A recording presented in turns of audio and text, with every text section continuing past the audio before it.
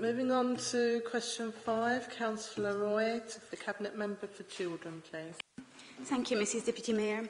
Will the Cabinet Member for Children join me in congratulating Abacus Belsize Primary School on their acquisition of a permanent site for the school at the Old Hampstead Police Station? What further support will the Council be offering this local free school and the other that parents and local people are trying to set up, notably in the borough, including West Hampstead and Kilburn? Thank you very much, Councillor Roy. Can I say, first of all, that I was a little bit disappointed that out of all our wonderful primary schools, the only school that Mr Gove visited was St Luke's Free School. Now, I hope we are more open-minded than that, and we want all our state-funded schools to be part of the Camden family of schools.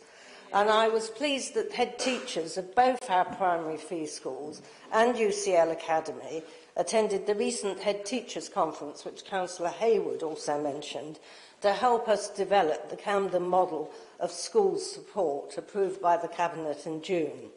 UCL also, I'm pleased to say, currently purchases school improvement services from the Council, and we're hoping that all 3 schools will buy into the future partnership that we're co-designing with our schools. Now, that said, I have to say that the purchase of Hampstead Police Station for a 2-form entry primary school does raise quite serious questions about national free school policy.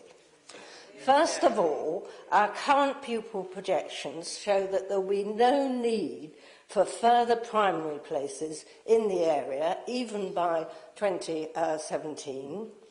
The police station is actually outside Abacus Belsize's catchment area, actually outside of it.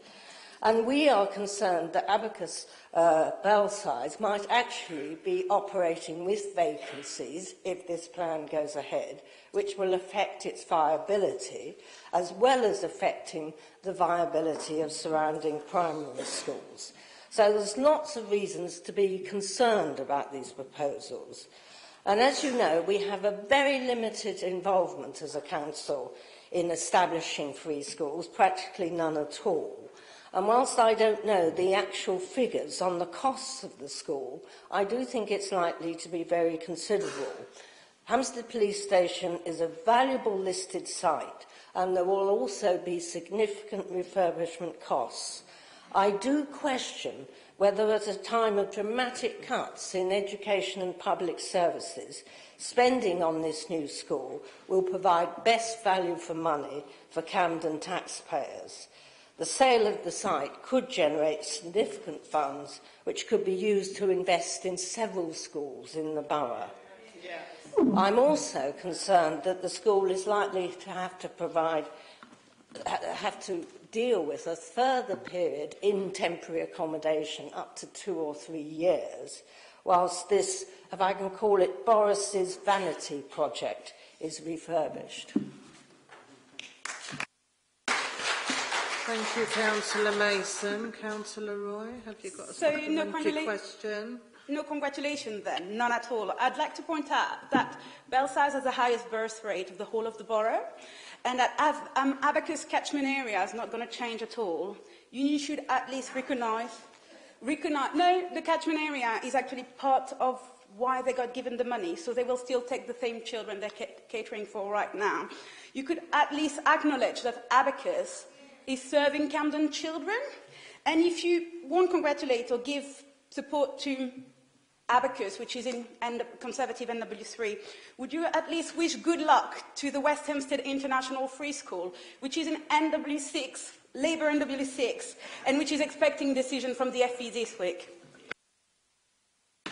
Well, I'm puzzled by what you say about catchment areas, because I've looked at the catchment area for Abacus Belsize, and Hampstead Police Station is actually outside the catchment area. But anyway, and we welcome everybody into the Camden family of schools. These are educating Camden children. Of course we want to work with them, and I'm pleased that to a certain extent they want to work with us. What I am questioning is national free school policy, which doesn't seem to me to make a great deal of sense, and that applies in relation to the NW6 secondary school campaign.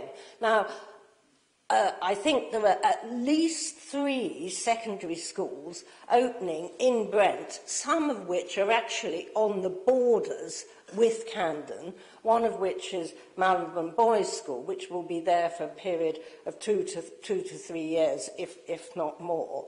Now, you have to ask, how many secondary schools do we need in one area? And shouldn't there be actually some rational planning about the need for places, as well as demands from parents, which actually would dictate how we spend very precious public service money? Thank you very much.